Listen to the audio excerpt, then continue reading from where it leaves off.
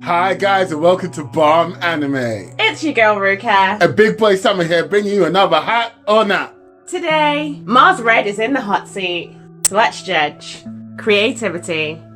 This is a vampire story. Everything kind of for me has been already done before. I did think that it was an interesting take to have the play going all the way through the episode, like being repeated. It made it seem kind of poetic. And they also added something interesting to the whole vampire story. When you turn, I guess, you could lose something such as your memory or your ability to communicate with others.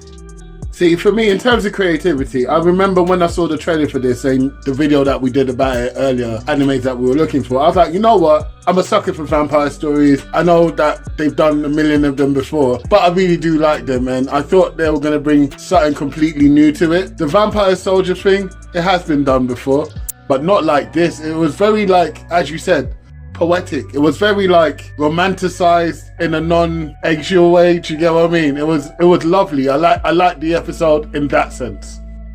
Entertainment.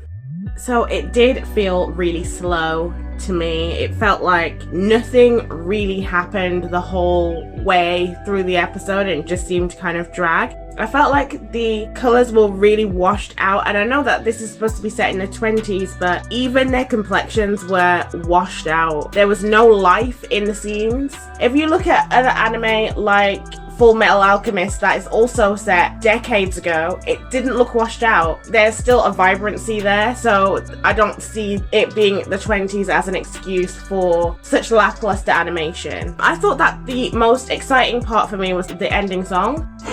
Wow. That was, yeah.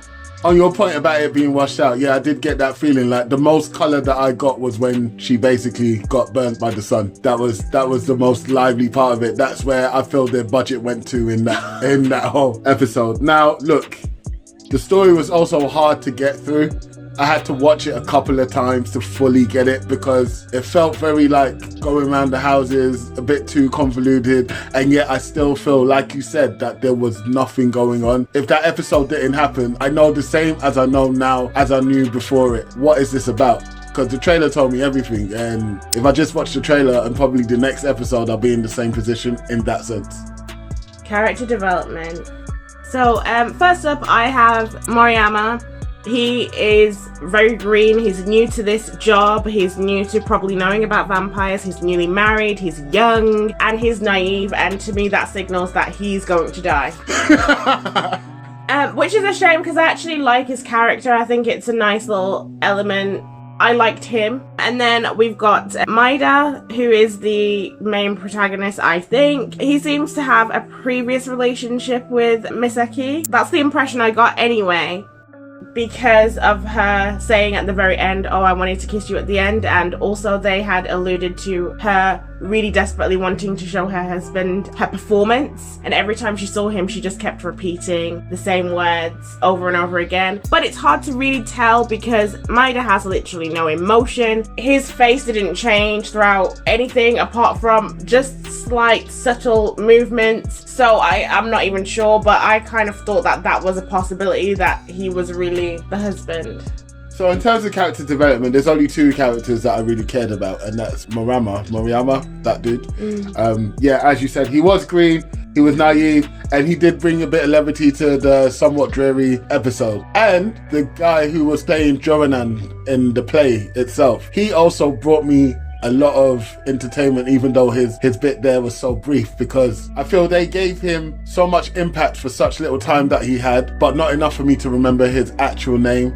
But I do remember his flamboyancy, the way he acted, which again brought life to it. Basically, anyone who brought life, if there was a cockroach going down the screen, I would have thought like I would have got a little bit of life. Do you get what I mean? That is how I saw character development. Maida wasn't great, and he got promoted, but he still looked like, yeah, okay, cool, bruv. Yeah, I got promoted. What to do? World building. So, they're making it a world being influenced by Western technology. They're having a lot of changes with technology and the type of things that are coming through. Vampires exist and are hunted and turned into agents when possible, eliminated when not. And humans seem to kind of have the upper hand in this world as well, but they don't seem to be a match for the higher level vampires. I mean, we saw Misaki, she could have definitely killed Maida if she wanted to, but he couldn't even unsheath his sword. I mean, sword. You've got the upper hand with vampires that have powers, and your weapon is a sword.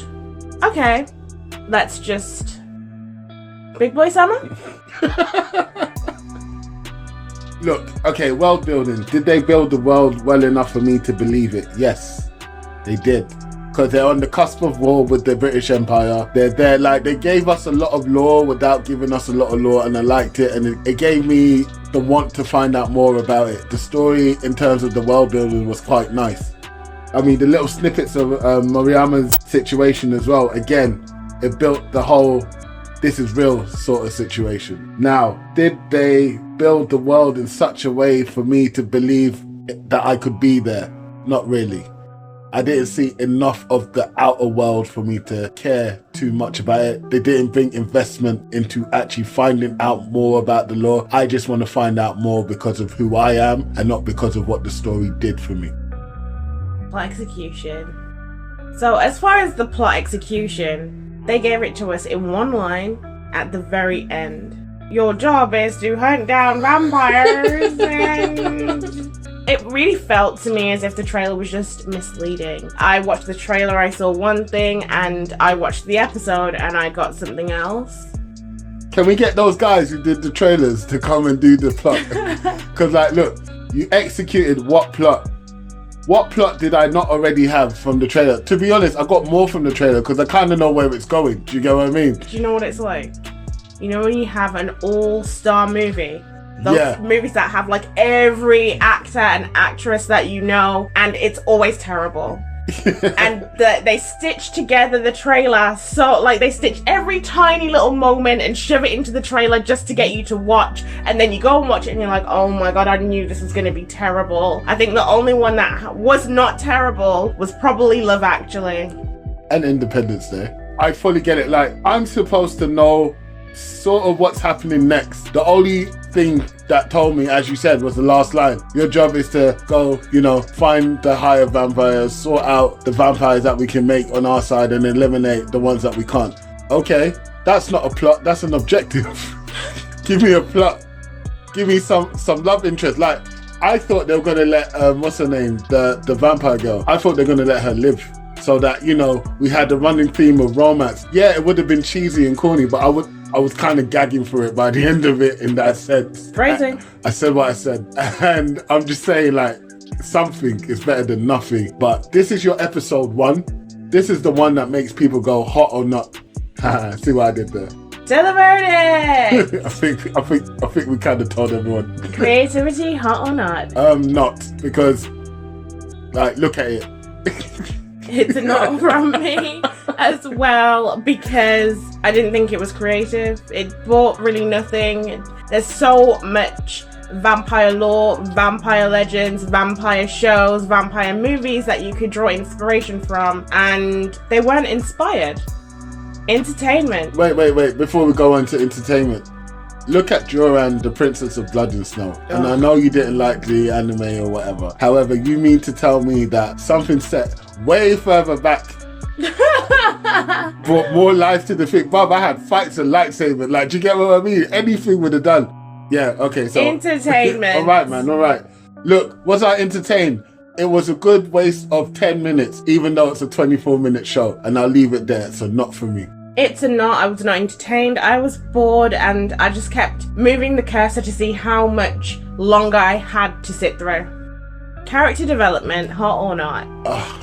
Okay, so we were given, 5 characters, and 2 of them were okay, and 1 of them was only barely on the screen. So I think mathematically it's not for me.